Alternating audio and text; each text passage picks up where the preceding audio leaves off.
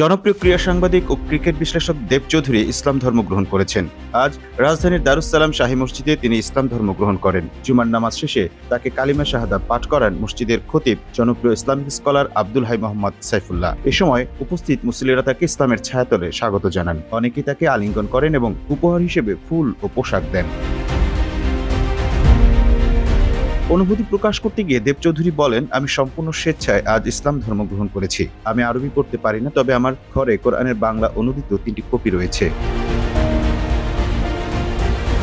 ঘটনার সত্যতা যাচাইয়ে দেব চৌধুরীকে ফোন করা হলে তিনি জানান, জি আলহামদুলিল্লাহ, আমি ইসলাম ধর্ম গ্রহণ করেছি, সবাই আমার জন্য দোয়া করবেন। দেবকে ইসলামে স্বাগত জানিয়ে ক্রিকেটার শাহরিয়ার নাফিস তার ভেরিফাইড ফেসবুক পেজে পোস্ট দিয়েছেন। নাফিস লিখেছেন, আল্লাহ আপনাকে কবুল করুন, আল্লাহ আপনার পথ চলা সহজ করে দিন, আল্লাহ আপনার জ্ঞান বৃদ্ধি করে দিন, আমিন।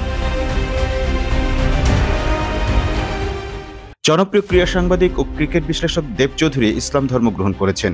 আজ রাজধানীর দারুস সালাম শাহী মসজিদে তিনি ইসলাম ধর্ম গ্রহণ করেন। জুমার নামাজ শেষে তাকে কালিমা শাহাদা পাঠ করান মসজিদের খতিব জনপ্রিয় ইসলামিক স্কলার আব্দুল হাই মোহাম্মদ সাইফুল্লাহ। এ সময় উপস্থিত মুসল্লিরা তাকে ইসলামের ছায়াতলে স্বাগত জানান। অনেকেই তাকে আলিঙ্গন করেন এবং উপহার হিসেবে ফুল ও পোশাক দেন।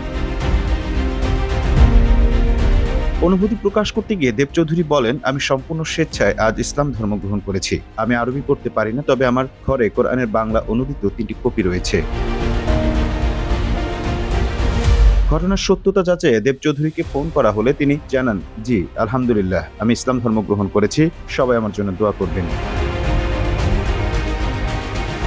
দেবকে ইসলামে স্বাগত জানিয়ে ক্রিকেটার শাহরিয়ার নাফিস তার ভেরিফাইড ফেসবুক পেজে পোস্ট দিয়েছেন। নাফিস লিখেছেন, আল্লাহ আপনাকে কবুল করুন, আল্লাহ আপনার পথ চলা সহজ করে দিন, আল্লাহ আপনার জ্ঞান বৃদ্ধি করে দিন, আমিন। আমন মাহফুজ, টাইম নিউজ ডেস্ক।